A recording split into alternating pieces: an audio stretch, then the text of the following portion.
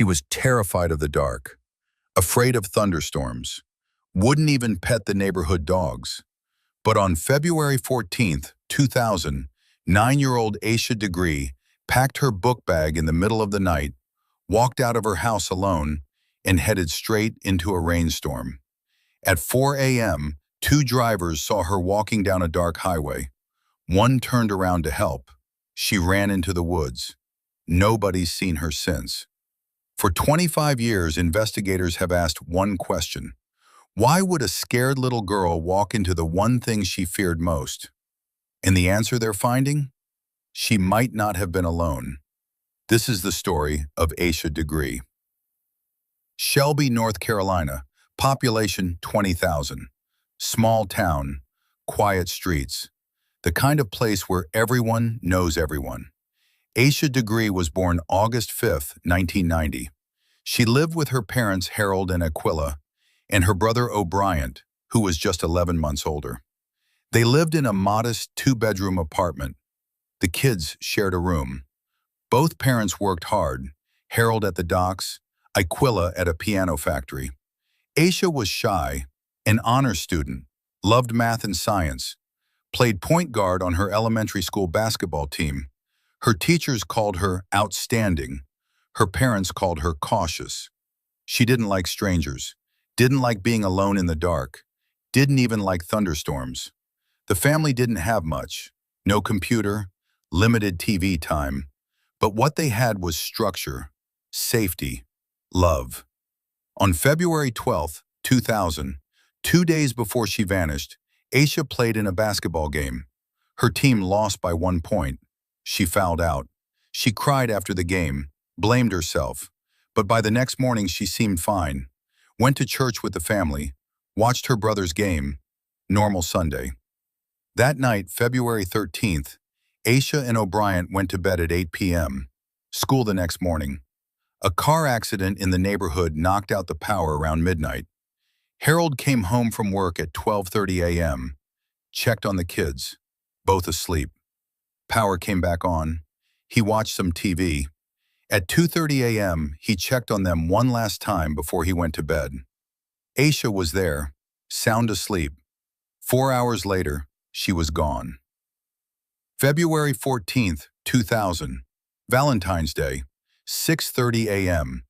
Aquila went to wake the kids up for school. O'Brien was there. Asha wasn't. Her bed was empty. Her book bag was gone.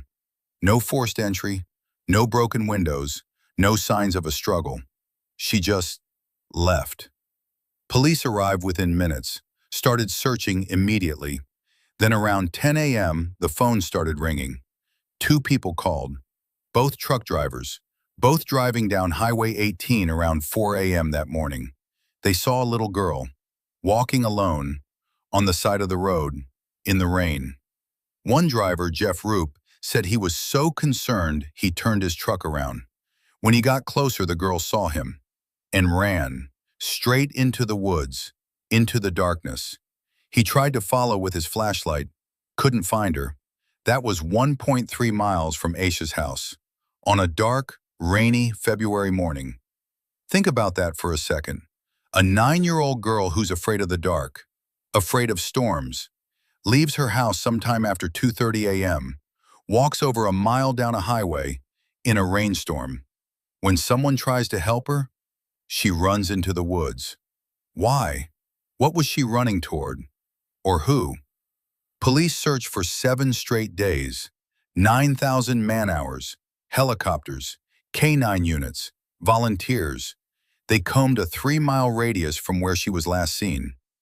3 days into the search, they found something. Turner Upholstery, a small business on Highway 18. The owners checked their tool shed. Inside, Asha's hair bow, a pencil, a marker, and a photo of a girl nobody recognized. The items hadn't been there the day before, but there was no sign of Asha. The search continued. Hundreds of tips came in. None led anywhere. After a week, they called it off. The FBI got involved. So did North Carolina's State Bureau of Investigation. They put Asha on missing children databases. The family went on Montel Williams, Oprah, America's Most Wanted. A billboard went up on Highway 18, right where she was last seen. For over a year, nothing. Then in August 2001, 18 months after she disappeared, a construction worker named Terry Fleming was digging at a site 25 miles north of where Asha vanished, 50 yards off Highway 18. He found something buried in the dirt, a backpack, Asha's backpack. Inside, her name, her family's phone number, a t-shirt, and a book she checked out from her school library. The backpack had been wrapped in 2 black plastic trash bags, then buried. Someone didn't want it found, and whoever buried it, they knew where to hide it. For 16 years, the case went cold. Then in 2016, a tip came in. Someone said they saw a little girl getting into a green car the morning Asha disappeared. Not just any green car, a 1970s Lincoln Mark IV or Ford Thunderbird. Dark green, rust around the wheel wells. The FBI released photos of the car, asked anyone with information to come forward. The family never stopped searching.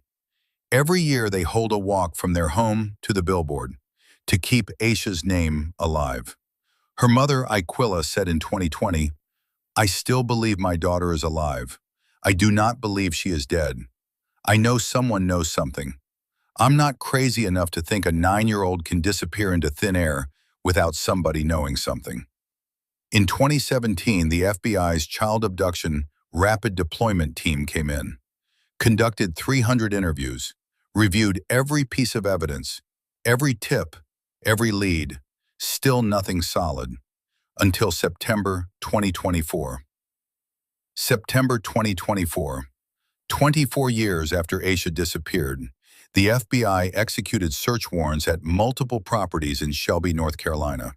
3 locations, 1 family, the Dedman family. Authorities won't say exactly what they found, but they confirmed no human remains. They did find something, though, multiple items of interest, sent to FBI labs for analysis. Then the warrants became public. And the details? Chilling. DNA evidence from Asha's backpack, the one buried 25 miles away, matched someone. A girl named Anna Lee Dedman Ramirez. She was 13 years old when Asha disappeared. Her DNA was on Asha's undershirt, found in the buried backpack.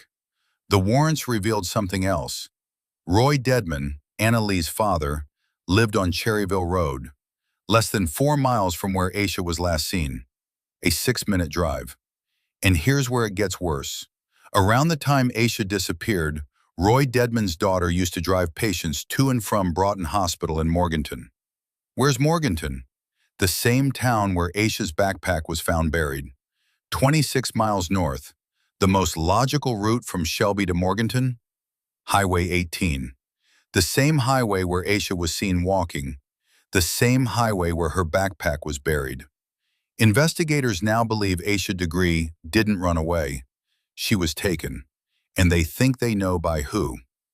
As of February 2026, no arrests have been made. Roy Dedman is still alive.